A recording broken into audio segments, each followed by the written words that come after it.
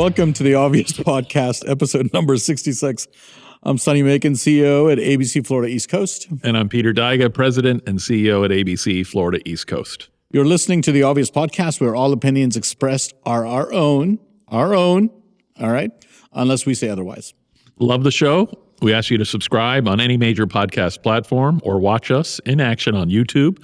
Follow the Obvious Podcast on Instagram, X, and True Social, and now on TikTok. All the links you need are in the show notes. And reach out to us anytime at theobvious@abceastflorida.com. And if you're enjoying the ride, help others find us by leaving a review wherever you listen.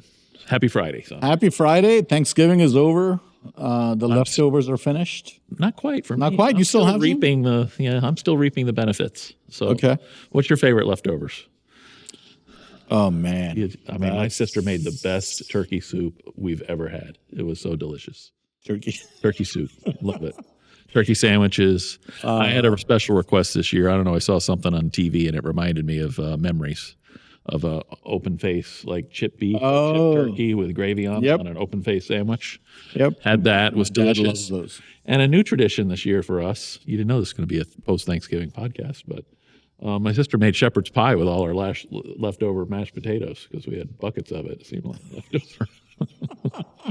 That's a great idea. Yeah. That's a very good idea. Anyway. So I love, and this is so, everybody in my family thinks it's very pedestrian, but the Campbell's, which is apparently now made with 3D printed chicken. You know, Campbell's, you know the story I'm talking about? Oh.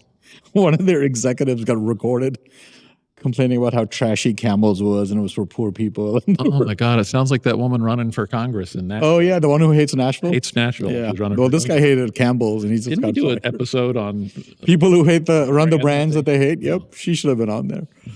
The world has gone mad. I mean, literally. But I love... But that's the story. I don't know the story. You don't know the story? Okay. I mean, he just basically hated... Well, yeah, he was just talking about how Campbell's is for poor people and it's made with 3D printed chicken. And he has apparently said it enough that a coworker recorded it and it got leaked to the media and then Campbell's put out a press release. How did I miss that? Chicken is not made with 3D print. Unbelievable. So some of the best recipes ever. Yeah, like my whole point was the damn green bean casserole with the cream of mushroom. Cream of mushroom. Maybe it's celery. I don't know. All those... make the best. And I'm not a big fan of green beans, but for some reason in that casserole, that's a good casserole. It's so good, right? Oh, and of course mashed potato. You can do anything with mashed potatoes. Sure.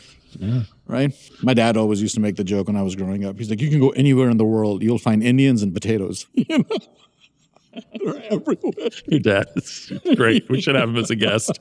Tell him to list his best jokes. Seriously, come prepared. It's like Indians and potatoes. You'll go anywhere. Anyway, so today, Thanksgiving was great, so thank you. We're back at work. We hope you had a great Thanksgiving with your family and you're getting ready for Christmas and get your gifts and shopping done.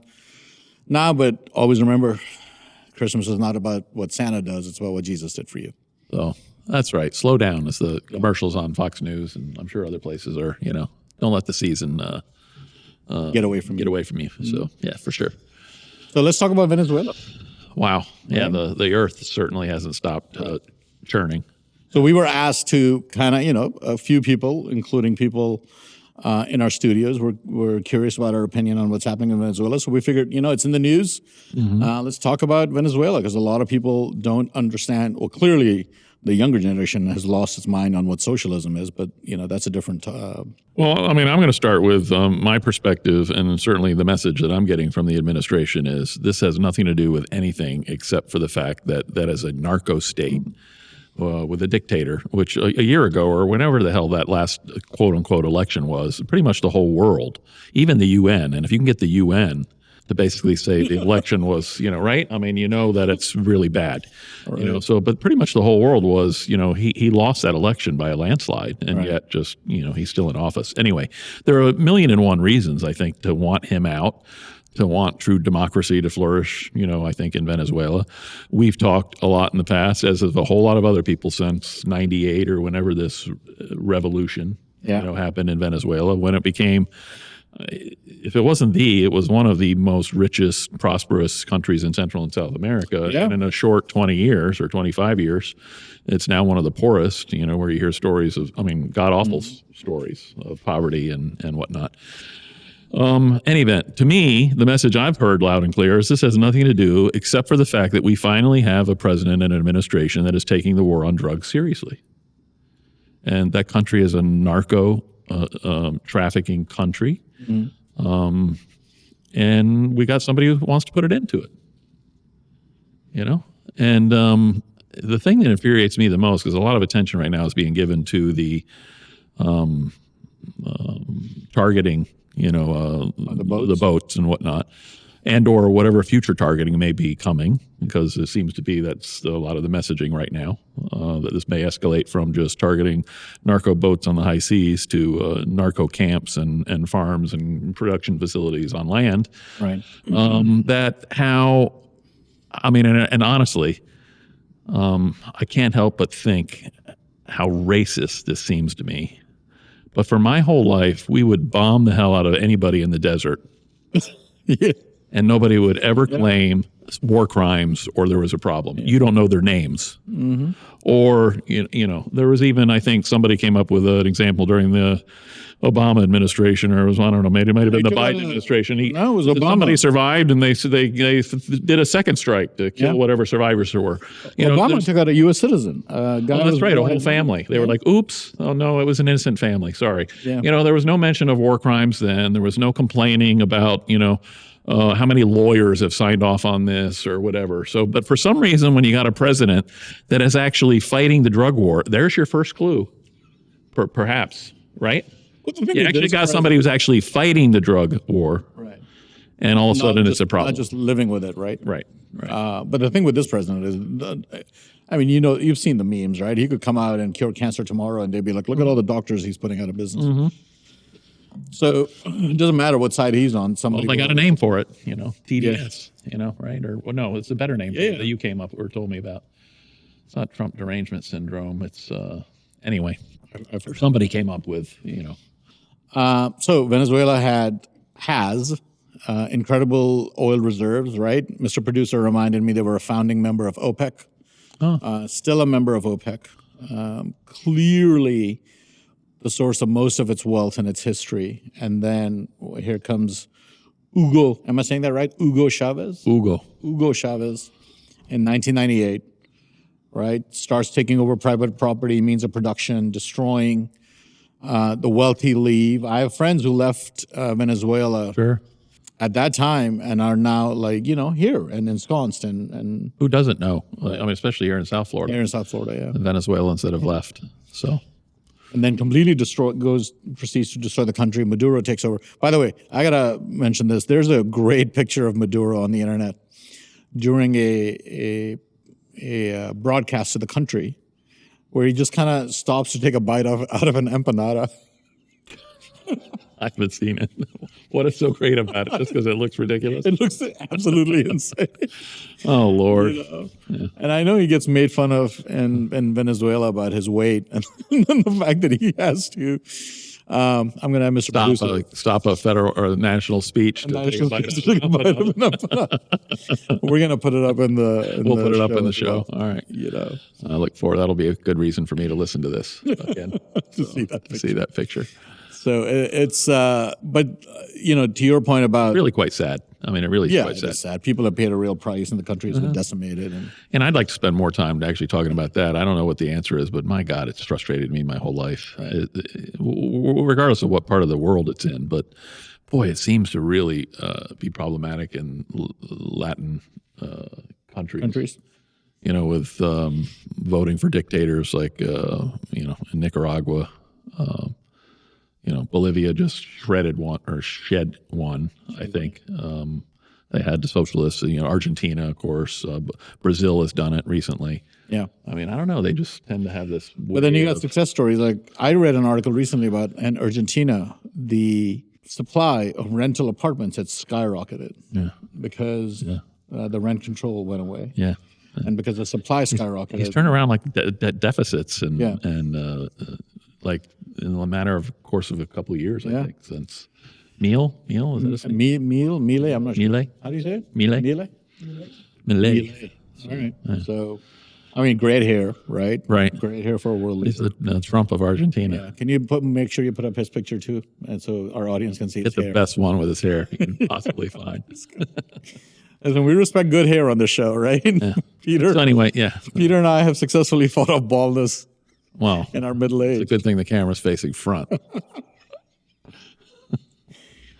But not the one thing. Okay, let's get back to Venezuela because I do want to talk about this. There is a concern, I think, especially on our side of the political spectrum, because we have seen this country repeatedly fail. When I say this country, I mean the United States of America, repeatedly fail at nation building. Right. Right. There is a deep concern that is Trump going to take us on the same path that Bush did in Iraq? That are we going to take out Maduro and then what sort of chaos is going to ensure? Now, I think it's two completely different countries. There seems to be a solid opposition that's in play in Venezuela. I think that lady just won a Nobel Prize. Right. Yeah. They awarded it to her, and she immediately said Trump deserves this. Yeah. Right? Didn't she? She's a smart lady. She knows. Everybody knows you say good things about him, he'll be good to you. But do we want to go down that path? Do we want to just limit it to the attacks on the narco issue, or do we want to get into taking Maduro out of power? That's the question. Well, he is the narco issue. He is it. Yeah, well, that's true. So I think they're one and the same. And I think this is the message that we can't get away from. And of course, the media is going to do all they can, to make it about oil or to make it about a regime change or to make it about anything other than what it is. Which I believe, you can call me naive if you want, but I believe it's completely 100% about the drug problem in the world and being so close to the U.S. and being such a supplier and being government sponsored. And quite frankly, I think there's a lot going on behind the scenes in the same way with regards to Mexico. I mean, the president there, some people, say she's just in the pocket of the terrible. Yeah. So, anyway, we got a similar problem. It's just a little more complex. But I think that's completely what this is about. I think you're right. There's the structure there for, I think, if replacing the regime, replacing the regime, So, but if he wasn't involved or he was actually fighting narco-terrorism and then actually won a fair election, I don't think this president would give a flip about that country. I think it's unfortunate.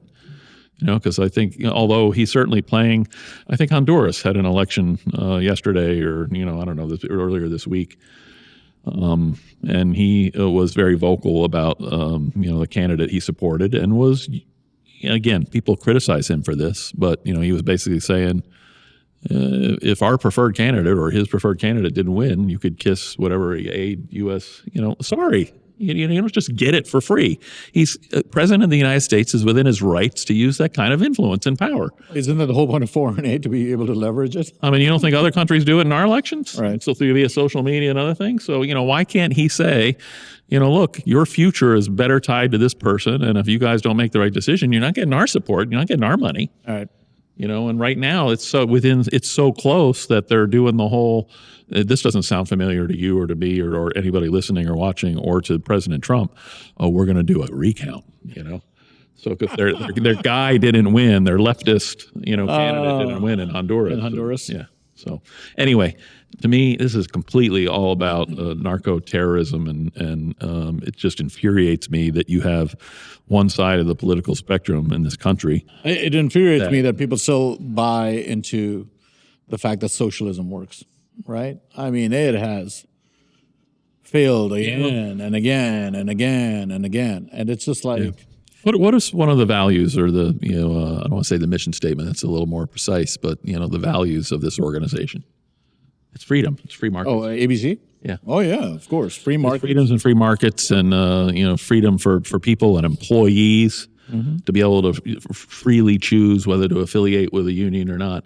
Employees and employers. And employers, it's freedom all the way around. And we believe that people and industry and countries and states and however, are better off organized under those kind of structures. That's why this is important. The less government interference you have, the better your life will be. It's just, I don't want to make it sound like a libertarian, but that's really where you're at, right? Like, You can have governments manage, armed forces and militaries and things like that, but it's a limited. There's this conversation happening in Florida, especially right now, about property taxes.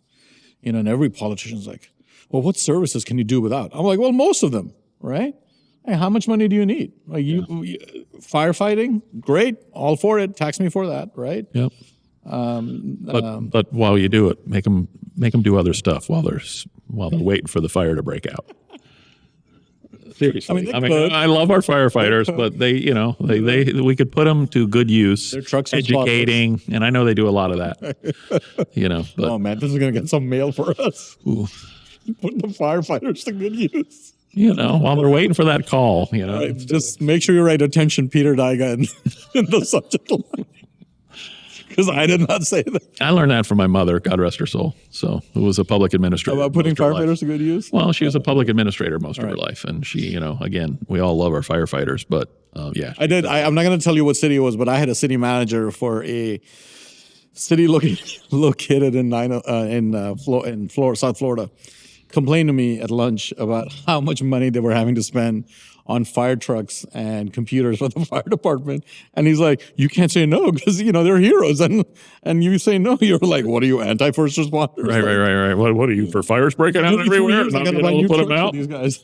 With all the bells and whistles and, I was like, man. It is in other countries. Like, most people know about my connections to Costa Rica, but, it's we take for granted. Somehow they survive. And I don't think they have a lower life expectancy. In fact, I'm pretty sure they have a higher life expectancy.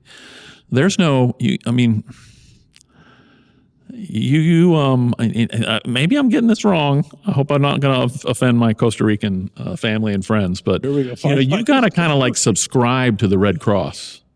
Where you pay them a little monthly fee, and so you're now on their radar. Okay. So you call them up and you give them your number, and then they'll come out. That's the ambulance service in most, I think. Really? Yeah. Wow. It's not like you dial 911. They might send. I assume they would, but in any event, it's it's just tied to the whole firefighter and the new gizmos and gadgets, and you don't necessarily need all that, although I'm sure they could tell us why those things help put out the fires a lot more efficiently. Right, I'm sure. But anyway, we love our firefighters, but the point is most administrators would be like, if we could find more efficient use of 3 years for a new truck versus 5 years for a new truck. I'm sorry. I drove my car for like 10 years. 10 years. Plus, I think. That's right. But it was a Toyota. It lasted you a long time. But I'm not putting out fires. How did we? Boy. Okay. Anyway, back to Venezuela. So, to wrap it up, we support the bombing of the... Are we going to do another show on the whole war crimes fiasco or whatever that's blowing up right now? Or is that... yeah, we'll talk about that in a different episode. Because it's just, again, it's infuriating me. Again, I think the clear message that I've received, that I think the media will very aggressively try to refocus, is about the narco trafficking and the narco state that Venezuela has become, with a leader that's, basically he's making money off of it and directing the narco state, and it's ending under this presidency. Now, I don't know who will come behind him, but listen up. You got 3 years of this. It's not going to change. It's not going to change. And the media, so I don't know what will come behind, but you got 3 years. This guy, I'm telling you, a lot of people are saying, taking bets. I'm sure Vegas has some kind of odds on when he'll be out. Most people are saying by Christmas. So, and it's not just for being out's sake. He's the ringleader. He's the circus master, or whatever they used to call those people. Maybe that was the ringleader. The ringleader. You're right. He's, and that's why he's being targeted. And by the way, he was given an opportunity to go to some great socialist paradise, right? I think, or Islamic paradise, or I don't know what his options were that were given to him, but he was given a few, from my understanding. But he was trying to negotiate. Can I still be head of the army? Can I still have my palace? Can I do, blah, blah, blah. So, nope. As long as you're going to be involved in narco trafficking. Maybe he'll take a lifetime supply of empanadas. So anyway. You can enjoy those. Anyway, please continue to bomb the narco-terrorists. We're not sure about the nation building that might occur, once Maduro's gone, but him and Chavez have been brutal. It boils down to whether you believe or not what we've been told my whole lifetime about the drug war.